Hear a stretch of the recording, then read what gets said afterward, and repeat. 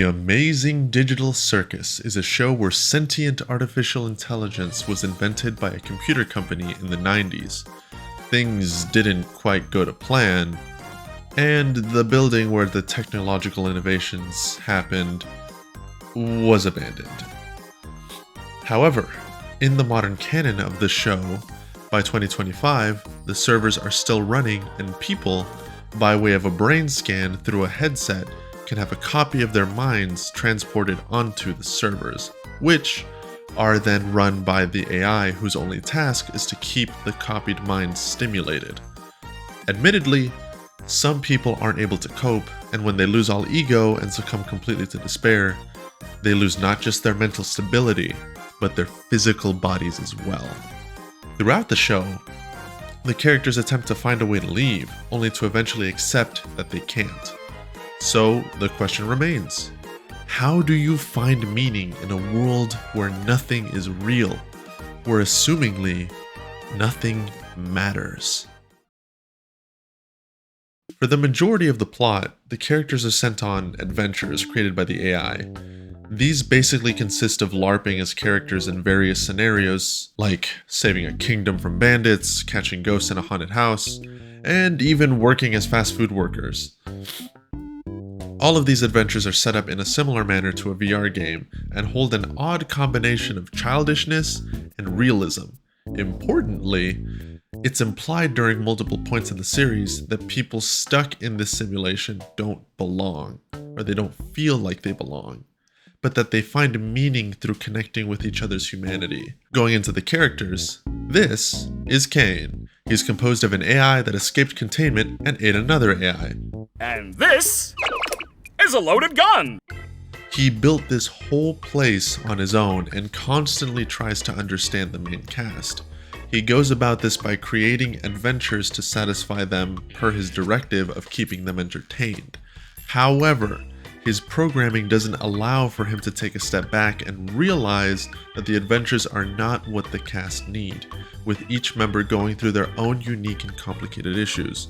This all leads to progressively more conflict over the course of the show as Kane begins to grow progressively more frustrated with how the main cast receives him.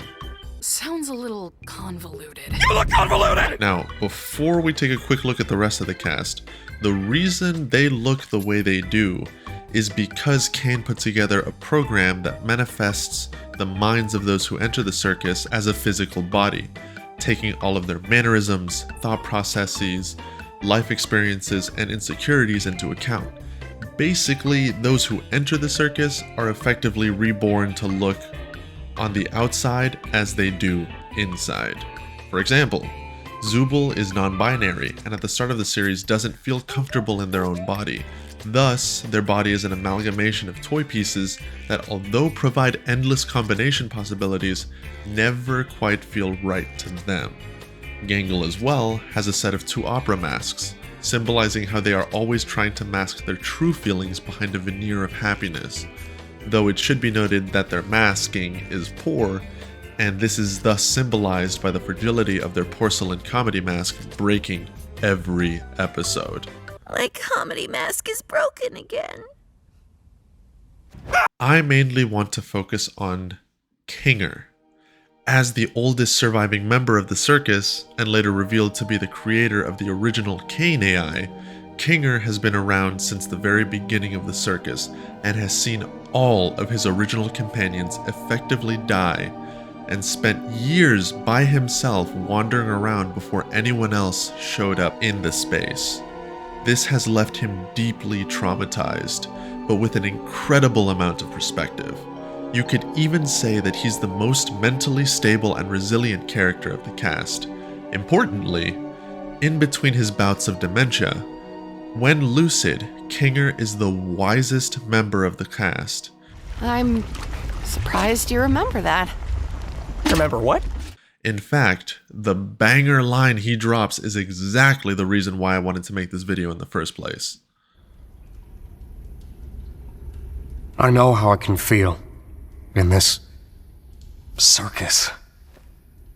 Sometimes it all just feels pointless. Yeah. But it's not. Not if you have people who care about you. Good memories can do a lot. Hold on to them. And cherish the people around you. You never know when they'll be gone.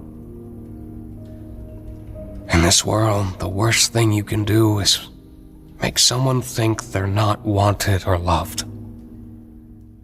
With that in mind, I want to go over a short quote from Suzanne Kite's Lakota Relationships.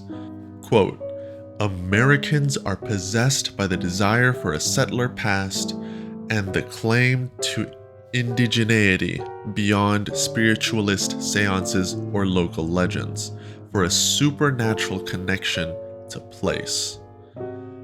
In the case being posed by Kite, Americans are left without a strong connection to home, as they are only a few generations removed from those who first moved to the Americas. Unlike the native peoples of the land, Americans are forced to find their place in other Americans. In a way, going back to the digital circus, those who were transported to this digital realm are non-consenting settlers of this digital frontier. With no emotional or spiritual roots in the circus, they must focus on the only thing that binds them to any form of meaning: each other. And this is the most important message of the show, because it applies to our own lives in the past, present, and future. We are all born and are socially acclimated to believe in either a higher power or some sort of innate purpose. But the truth is that none of that binds you. At any moment, your life could end and it could all be over.